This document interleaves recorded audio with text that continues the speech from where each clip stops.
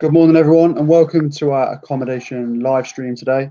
We'll be talking about everything you need to know about accommodation that is available to you as a DMU student and what you need to know about the process that goes with it. Today, I'm joined by my colleagues in the accommodation team to give you the expert knowledge alongside student Joanna, who can talk to you about their own student experience. We'll be answering questions you have at the end of the stream. So throughout, could you please comment in the live chat and we'll have a discussion at the end from the experts in the accommodation team, Misha and Kevin, and our student Joanna. So first, I'd like to start by introducing ourselves. I'm Adam, I'm from the social media team here at DMU, and I'll be hosting this stream this morning. And I'd also like to introduce you to our guests for the day. So if we could introduce them now, and if you could all quickly introduce yourselves and your roles at DMU. So starting with you, Misha.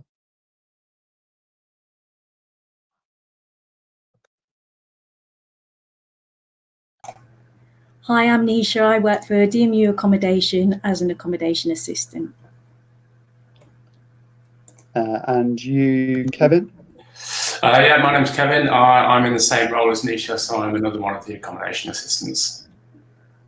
And finally, our student, Joanna. Hi, I'm Joanna, and I'm a final year student at Montfort University and for the architecture. That's great. Thank you very much, and morning to you all. So thank you for everyone for joining us. And if you're joining us on the stream, good morning to you. So today we want to showcase what accommodation is like at DMU, and we've got 3 people here today who know exactly what they're talking about. So hopefully you'll get a lot of information from this, and you can go away happy that you've got all the information you need. So relocating from a different part of the country to Leicester can be a very scary prospect. It's something that many of our students face every year when coming to DMU. So Misha, how does your team support students, and what some of the benefits of using the accommodation service? So we provide a dedicated service for new students to DMU. We have friendly and supportive teams to take you through the whole experience. We're here to answer any questions you may have, and we'll guide you through the different stages. We can go through all the options with you and support you through the booking process. We'll provide you with pre-arrival information and be here to welcome you when you move in. We'll be on hand throughout your time in halls during the first year with us. There are many benefits of using DMU accommodation service. Living in halls is a great way to make new friends and settle into your new student life. We have a variety of halls to choose from with different contract lengths and prices to suit your needs. By booking through us, you'll be living with other first year DMU students, and bookings are made using our online booking system, and you'll be able to choose your own room. Fantastic, thank you, Nisha. So I imagine there's a lot of different choices for students to choose from when making a decision on where to stay, which is a huge choice. They'll be living there with new people they don't know, they'll be studying there, so they really need to make sure they choose the right choice. So Kevin, could you provide us with more of an overview of the options that are available to students when picking their halls? Yeah, sure. So obviously we have got a big choice here. We've got 13 different halls to choose from, and they range from the standard rooms with shared bathrooms. We have ensuite halls with obviously private bathrooms with shared kitchen, and then we also have studio rooms, which are basically sort of self-contained apartments, so they have private bathrooms and private kitchens. There are 2 halls that DMU actually own and manage. There is a Deed and New Wharf, so they're the ones with the shared bathroom facilities. Obviously, that makes them the cheapest option as well. We also have Waterway Gardens. That's mainly for the students that are doing the NHS courses, so nursing, midwifery and paramedicine. Those are slightly different. They're 6-bedroom houses, so slightly different from the usual sort of university halls, but that's also, they are the cheapest option available, so that's very handy. Then obviously we have a number of privately owned and managed halls. These are still bookable through the university, and you still get the same sort of level of support as if you'd booked on DMU-owned halls. It's just that your contract will be with a private company such as Location-wise, the majority of halls are sort of within a 10-minute walk. Furthest is about a 15-minute walk. That'll be Filbert Village.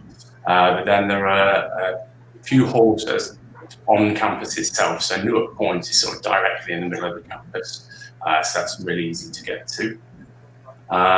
For a full list of locations, we have the campus map on our website. So if you go there, look up the campus map, that'll give you a proper full 3D view of all the campus building, as well as the location of all the halls around that, so you can see which is closest to your building that you'll be studying. Also on the website is a list of each hall individually. Will have its own page, all the information regarding the halls, photos of the rooms and things like that. So that's also available on the website. You just need to click on each individual sort of hall page by its name. When you actually come into choosing the halls, there's a few things that you really should consider. Obviously, the first one that most people want to consider is if they want their own private bathroom. The majority of the halls that we do have are en suite, so don't worry that you'll run out. As I say, there's only a couple of halls that only actually have shared bathrooms. The other thing to consider is location. How far are you willing to walk or not walk, as the case may be.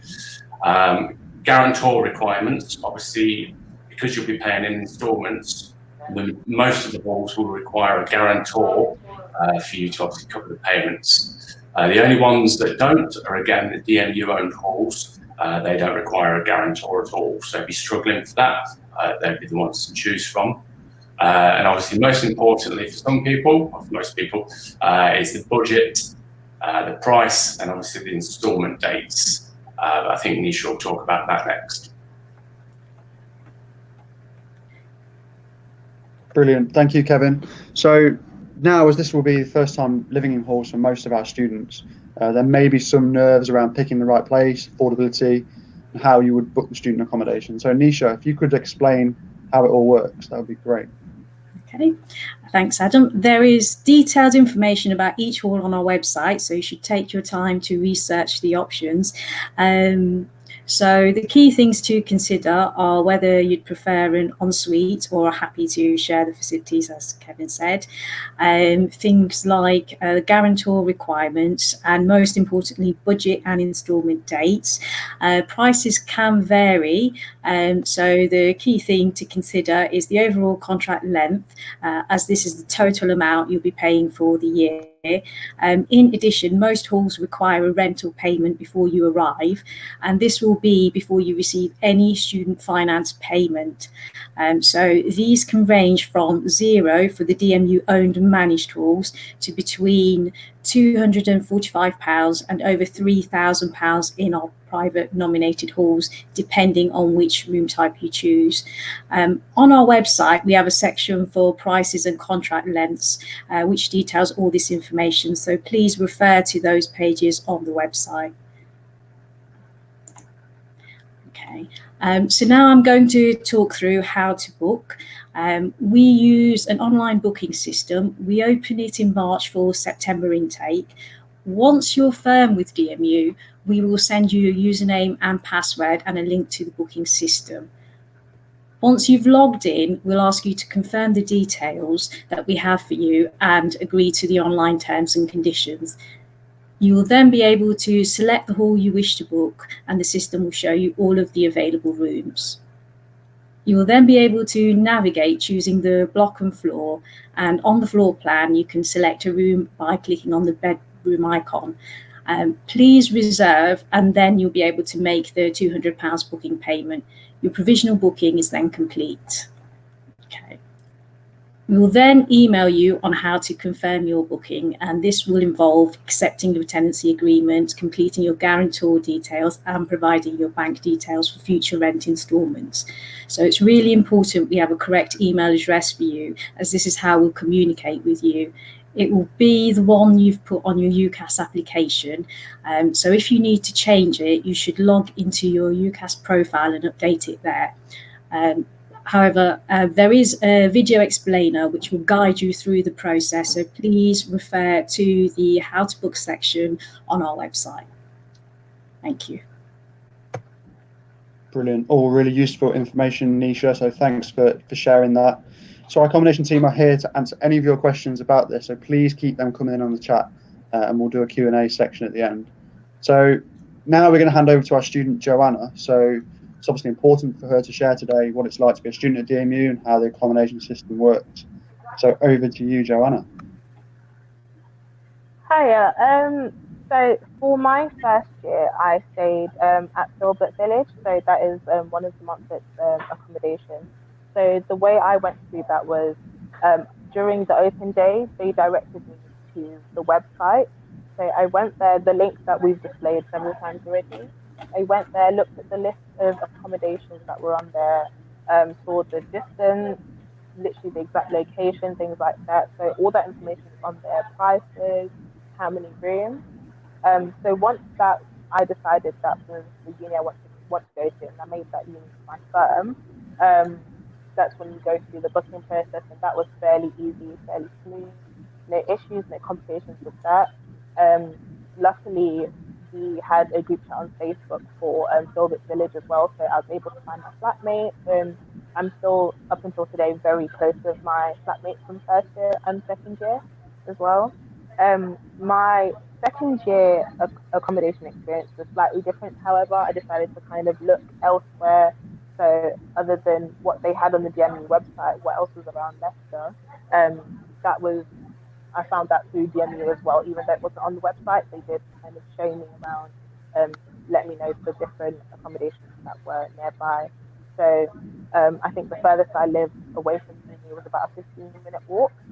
So a lot of the accommodations that are listed on the website, or that the Montfort will refer you to, are within walking distance. So that was a plus for me as well. Yeah, I think just overall the booking experience and everything was very smooth. I had no issues, no complications. I really enjoyed my time as well. But overall, I think Filbert Village was my favourite. They were very welcoming, very, easy to talk to, especially at the reception and things like that. So, yeah.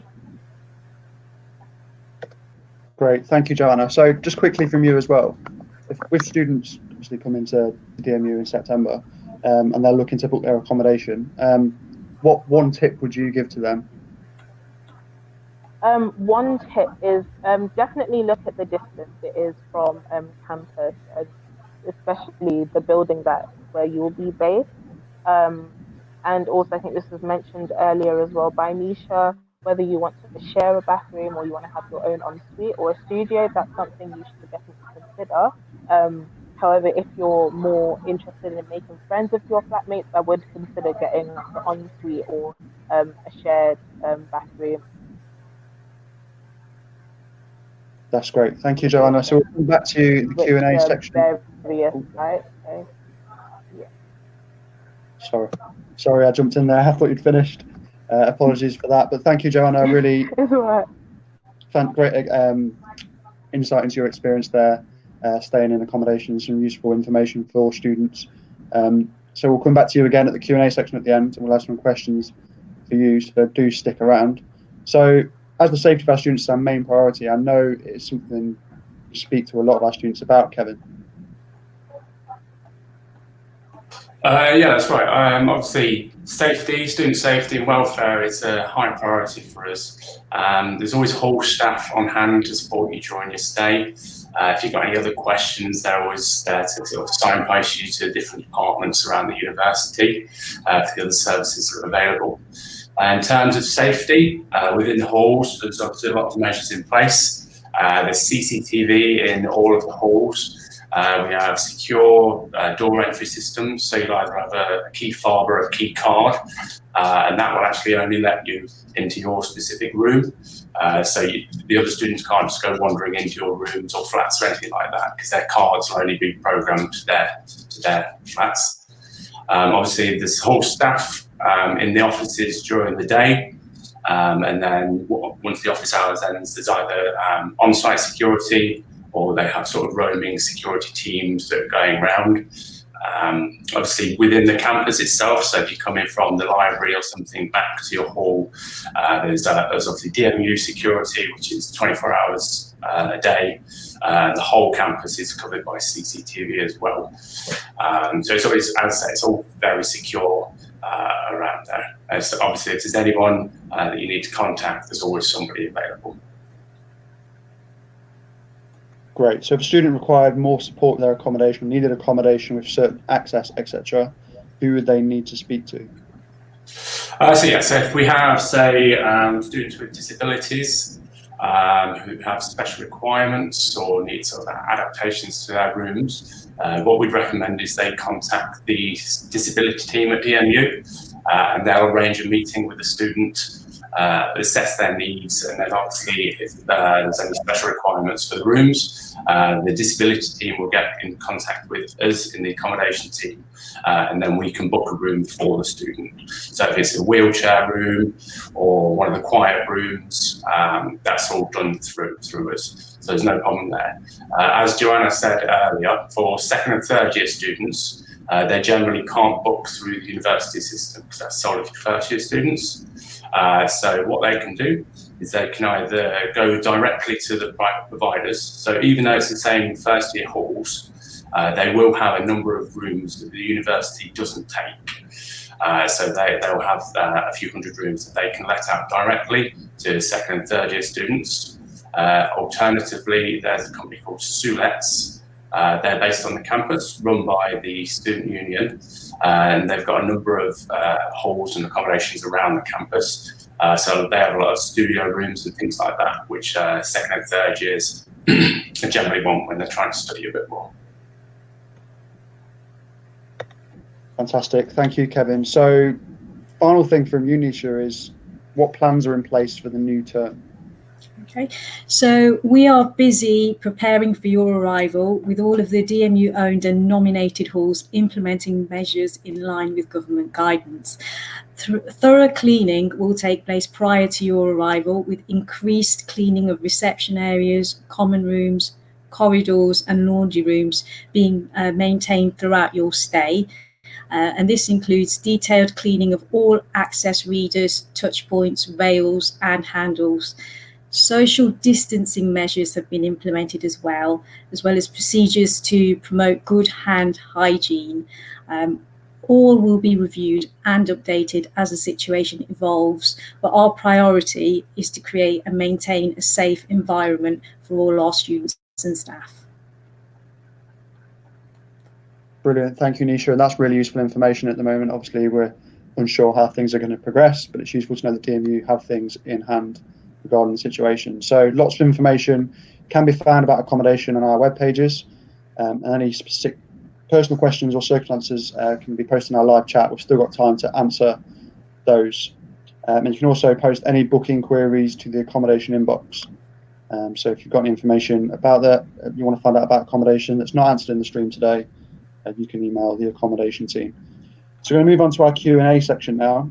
We've had a few questions that have come through, so we're going to pick those up. So we've got a first question here from Liam. So on moving day, how do we get the key? Who wants to pick that one up?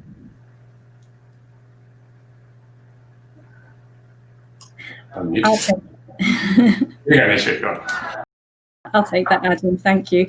So, Liam, on moving in day, you just arrive at the hall that you've booked and present yourself at reception. If you can provide them with details of the rooms that you've booked, like your booking confirmation email.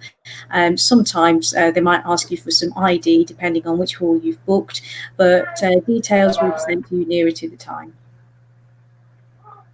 Thank you. Brilliant. Thank you, Nisha. So, question, anyone can pick this up. So probably Nisha or Kevin, this one's directed at you. So do I have to live in university accommodation? Okay, I'll answer. No, you don't at all.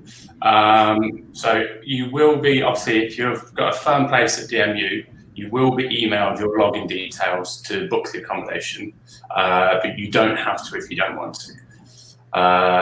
There's other, obviously, accommodations, like I said, Sulets, that are available to you. So if you wanted more of a sort of studio room or wanted dual occupancy, those are available. But as I say, the accommodation that's booked through the university is only for first year students. So generally, the majority of first year students will book through the university, but you don't have to if you don't want to. Fantastic. So also, if students decide on what accommodation they want to move into and they move in and they don't like their accommodation, is there an opportunity for them to change?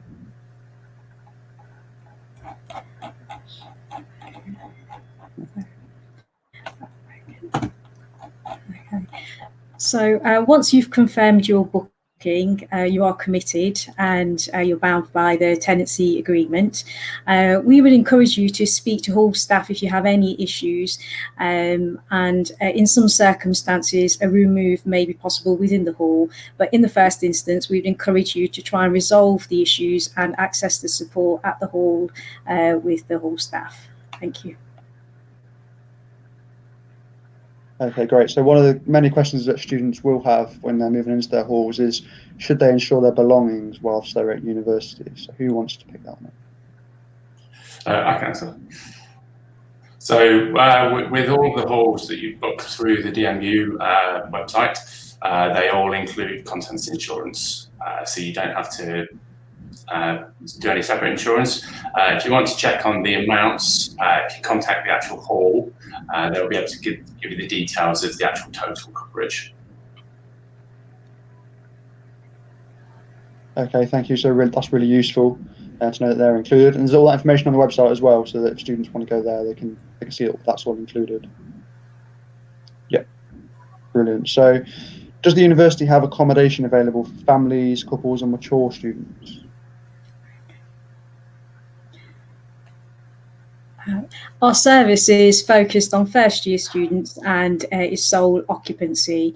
We do have studios available that postgraduate students may prefer, but we would recommend contacting Sulets. Okay, thank you. So we've seen this elsewhere as well. We've had questions on social media, not just on the stream, but across social. But can students bring their cars with them to university? We don't recommend it, just because it's a city-based campus. It's quite difficult to get spaces. Some of the halls do have very limited car park spaces. You usually have to pay for them. As top of my head, I think it's around £700 for the year, but you're not guaranteed one. So even if you've booked a room within that hall, there's no guarantee that you'll actually get a parking space. There's no student parking on campus at all. So as I say, it's up to you, but we don't recommend it on the whole. Okay, thank you. So am I guaranteed accommodation at DMU? Yes, however, please check our website for details on applicable expiry dates, all the details and criteria to meet the guarantee. Thank you. Brilliant. So in terms of the halls and people select their rooms, how is it decided who lives together? So students choose their own rooms. So we don't decide at all. When you go into the booking system, you select your exact room. So you'll choose your hall, your block, your floor, your flat, down to your bedroom. So it'll be completely random who you live with. Obviously, if you have got friends that you do want to live with, all you'll need to do is let them know which flat you've booked into. Obviously, make sure there's enough available space, and then when they log into book, they can choose the same room as you. Fantastic. So another question: I will be under 18 when I move in. Does this affect the accommodation I will be offered? No, it doesn't. You will receive your email and can log in and book the usual way. Hall staff will contact you on a regular basis, though, throughout your stay, just to see how you're getting on and to see if you need any additional support. Thank you, Misha. So a comment here from Joe: are pets allowed in student accommodation? No. No. So none of the halls will allow pets at all. Sorry, Joe, your pets will have to stay at home. So no cuddles while you're at university. So what furniture is provided in each room? So it's a standard study bedroom. So you'll get your usual furniture, desk, chair, etc., wardrobe, and so on. Okay. The bed sizes might vary depending on which room type you book. Okay, thank you. So in terms of top tips, so Jana gave her top tip about picking your accommodation. So I'm going to put you both on the spot, Misha and Kevin. What one main tip would you have for students going to be staying in student accommodation or picking their accommodation? Who wants to go first? I'd say don't leave it too long. If you've got a preference of a hall that you do want, obviously rooms are available on a first come first served basis. So the earlier you actually try and book, more chances that you'll have it. Thank you. And you, Nisha? I agree with Kev, not to leave it too late. At the moment, we've still got a good range of accommodation available. So it's something to start thinking about now if you haven't already. And think about all the things we've discussed today, prices, contract lengths, how far you're willing to walk, whether you want an ensuite or whether you're okay with sharing a bathroom. So these are things to consider. And of course, any budgetary constraints that you might have. So things like if there's a payment due before you get student finance through, are you going to be able to meet that payment? So these are all the really important things that you should be considering. Thanks, Adam. Thank you. So another question here from Soph. So do I have to go home for Christmas holiday periods? No, you don't. Your contract generally runs from September to July. And the room is yours throughout that entire period. So you don't have to move out until obviously the contract finishes. Thank you. So I'm going to come back to you, Joanna, waiting patiently there in the background. So obviously when you come to university, students want to make friends and that kind of thing. So they might be living in self-contained accommodation, so they may need to make friends in sort of society groups or obviously from their lectures and things like that. Or they may be living with a big group of people. So a few things from you is, how did you sort of manage making friends and your social life around your studies? But also as well, just like, I don't know if you had any experience of this, but if you don't get on with the people you live with, how did you maybe get around that? Yeah, so making new friends, I think it's fairly easy, especially in first year, because you have Freshers Week, so that's the time to kind of join societies, get to know people, not only in your flat, but also in your accommodation. So certain accommodations will have events that will usually be held in the common area, but because of government guidelines, I don't know how that's going to play out this year. But within your flats and things like that, you can make friends fairly easily, especially if you're sharing a kitchen or a bathroom. And in terms of course mates as well, that's also another thing. It's fairly easy as well. So it's kind of like a chain reaction. So you meet your flatmates, you make friends with them, you can make friends with their friends and also their course mates as well. And, eventually your friendship group grows. However, when you go into more second year, third year and so on, it might be a little bit different, as you might want to live in studios and stuff like that. So if you do end up making friends a bit late, that might be a bit of a struggle, but there are always opportunities to make more and more friends during your degree. Okay, and do you have anything else you want to share about your student experience? Did you get involved in any extra curricular things outside of the course? Yes, I joined quite a couple societies, so things like the ACS Society, ASB Society as well, more like social societies, because I kind of, at the start, I was a bit, shy and things like that, so it was hard to kind of break out my shell. So I just joined as many social societies as I could. Obviously, I had my flatmates as well, so they joined also. So that was quite helpful when it came to making friends. Yeah, I think it's a fairly easy experience, very calm experience as well. Okay, and just final thing for me as well, students obviously, for some people it might be the first time they've ever lived away from their families and from home. what would you recommend them bringing with them so that they can avoid sort of being homesick, perhaps? For me, what really helped was instead of buying brand new bedding, I bought a lot of my bedding from home, so it kind of had that homey feel, so it reminded me of my bedroom back home. Any kind of decor you could have, like pictures, like and frames and stuff like that. So, because I know a lot of accommodations, they don't allow photos and things to be put on walls, but you can put things on your desk and stuff like that. So anything you can bring with you, definitely bring, but check with your accommodation if you're allowed to have them in your room as well. If you're, a stuffed animal type person as well, that's quite comforting. But yeah, those things definitely help. Brilliant, thank you. So we're going to end the live stream there. So thank you very much, everyone, for their information throughout the stream. So to Misha, Kevin, and Joanna, some really useful information and some good experiences shared from you there, Joanna. If you have any further questions specifically about accommodation, you can email the accommodation team, and the email is on the screen now. That's accommodation@dmu.ac.uk, and our wonderful team will be able to answer any of your questions. If you also have any questions about clearing at DMU and want to discuss your options about studying with, you can give us a call on the number on the screen now. And we've got a dedicated team who will be able to answer your call, talk you through your options, and answer any questions you have. So thank you for being involved in the stream today. And from the four of us, thank you very much. And hopefully we'll see you at DMU very soon. Bye. Thank you. Bye. Bye. Bye.